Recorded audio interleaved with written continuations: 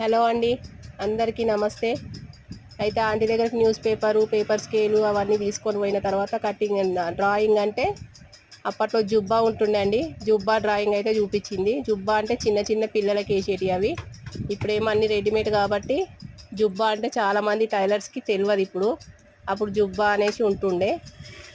జుబ్బా drawing అయితే ఒక paper పైన వేసి మా ముందర పెట్టిందండి.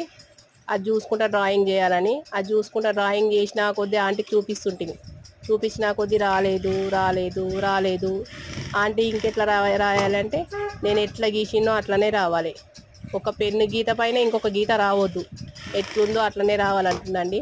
అట్లా ఒక 10 days 20 days కిలోలు పేపర్ డ్రాయింగ్ చేసి ఇచ్చినా కూడా రాలేదు.